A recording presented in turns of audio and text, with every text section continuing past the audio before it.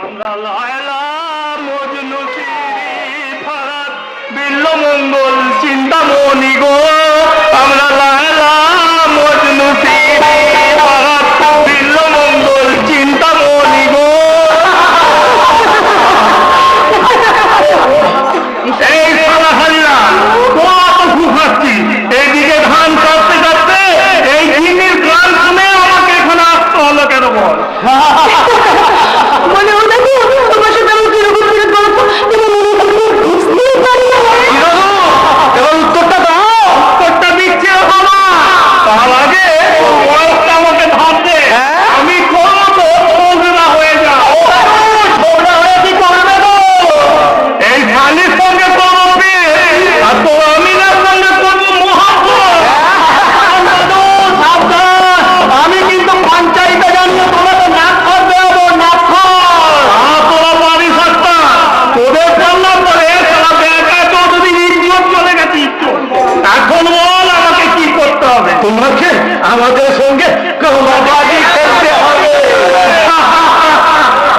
আর একটু হলে আমার বাপ কবাডি লেগে ভালো মিলছে না, তোমাকে আমাদের সঙ্গে কবাডি খেলতেই হবে। খেলতেই হবে, খেলতে পারি রে শালা। তবে একটা কনফার্ম আছে। সে আবার কি কথা? কনফার্মের কনফার্ম ওই বেটা চৌধুরী আর তার শালি এই ইঞ্জিনির কথাটা সব সময় বলে। কনফার্ম মানে সত্য।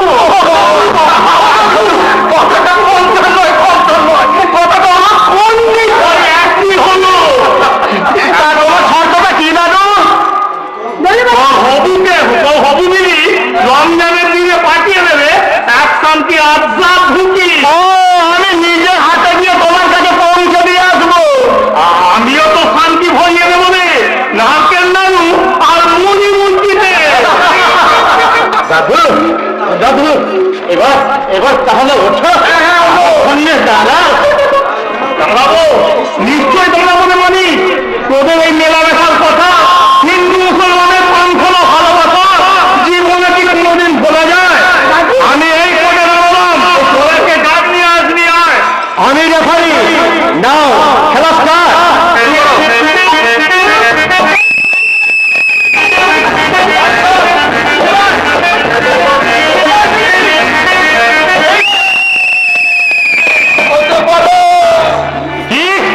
আমার ছেলেকে মেরে দিলি, তাহলে দেখ এই বুড়ো হলে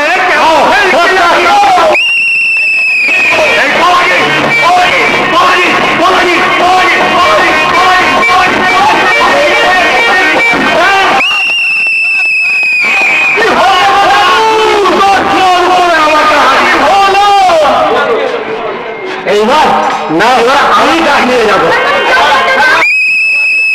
কবাডি কবাডি কবাডি কবাডি কবাডি কবাডি।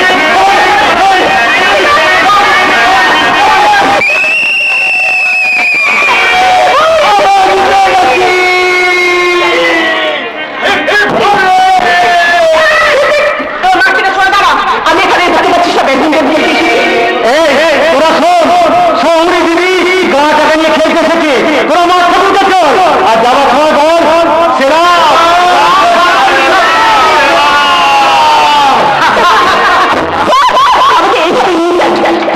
জামাবো আমাকে মনে তুমি সবাইকে একবার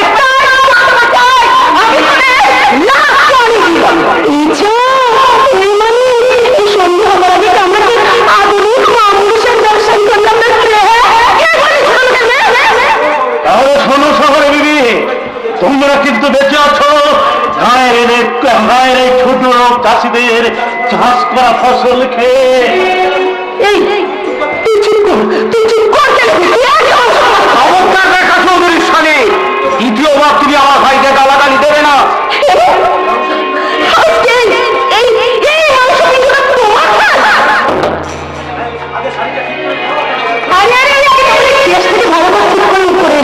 তারপরে না সর্বটা বুঝে বুঝেছো তোমার বিষ করলো, তোমার পিঠ কাটা হাত কাটা আমার সঙ্গে থেকে মন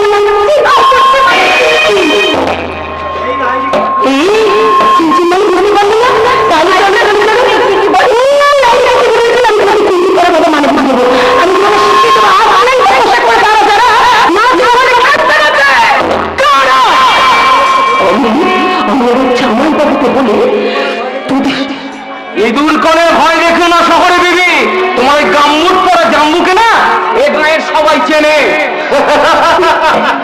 তুই ঠিক বলেছিস জাহাজ। ঢাকা চৌধুরী বড় লোক বলে কি হবে? আসলে সে যে একটি আসতে কাটে, এই গায়ের সব লোকেরা এটা যাবে। আরে মারো মারো মারো না, হাতটা গুটিয়ে দিলে কেন? এই শোন, তুই তোর মাকে চিনিস না। আমি বাড়ির ভেতর এক আর বাড়ির বাইরে আরেক। আমার কথা শুনে রাখ, পারিস তো ওই তোলাকার মাংস পিণ্ডটা আর এই গায়ের মেয়েটার সঙ্গ ত্যাগ করে তুই এই ভদ্রলোকের মেয়ের সঙ্গে হ্যান্ডশেক কর, হ্যান্ডশেক। মানে ছেদ করে বড় মা কি কথাগুলো বললো শুনলি তো? তুই আমার সঙ্গে কোনোদিন মিশবি না। আমিও তোদের সঙ্গে আর কোনোদিন খেলতে আসতাম না। বড় মা, আমার ভুল হয়ে গেছে বড় মা।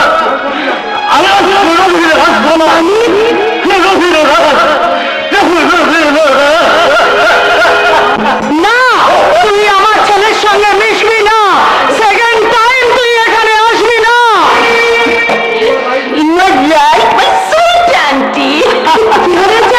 তোকে যা বলেছিলাম মিললে তো? শহরে শহরে মিলে গেছে তো। যা খুব ভালো। আমি আপনার কথা অনেক শুনেছি। আর ভাগ্যক্রমে আপনার মতো শিক্ষিতা সুরুচি সম্পন্ন দেবীর সঙ্গে দেখা হয়ে গেল। বলি খুব ভালো। কি বললি চোখের মেয়ে? ছাকার উঠি গায়ের গরুগুলোর মাখন লাগে ভালো করে পেটটা ভরে ওই ছোট মেয়েটার সঙ্গে মেলামেশা করি বলে তোমরা যে চালাকির জাল ফেলে আমাকে ধরতে এসেছো না, সেই চালাকির জাল ফেলে তোমরা আমাকে ধরতে পারবে না। একটু শোনো, হ্যাঁ বলি, ওদের কথা বাদ দিই। অনেক দিন ধরে আপনার আমি খোঁজ খবর নেবো বলে ঠিক করেছিলাম। আর ভাগ্যক্রমে আপনার সঙ্গে দেখা হয়ে গেল আর কি। ও তাই নাকি? তাহলে তো খুবই ভালো। তাহলে চলো ওই পুকুর ধারে বসে আমরা দুজনে কিছু প্রয়োজনীয় কথাবার্তা পেটিয়ে নিই। ঠিক আছে, তাই চলুন বলি, তাই চলুন। হ্যালো,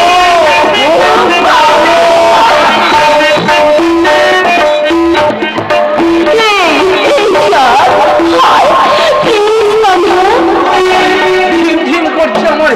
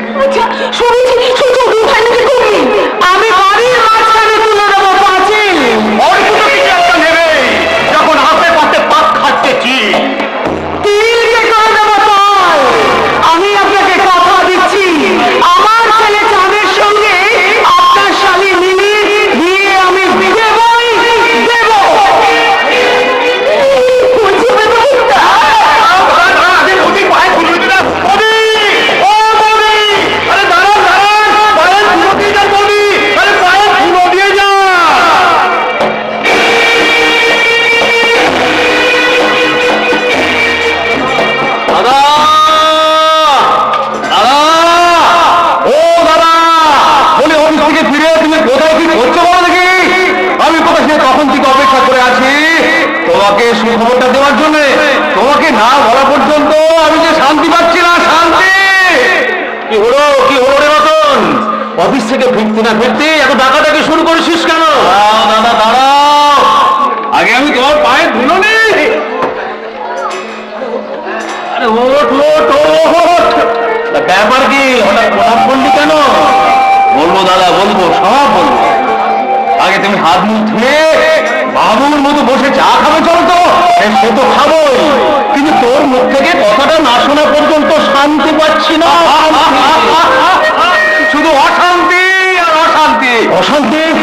তার মানে নিশ্চয়ই তুই কারোর সঙ্গে ঝগড়া করেছিস রতন। দাদা, তোমার ভাই এই রতন এখনো কি আছে সেই আগের মতো? তাহলে অশান্তিটা তুই দেখলি কোনখানে? ওটা জ্ঞান লোকের মনে মনে।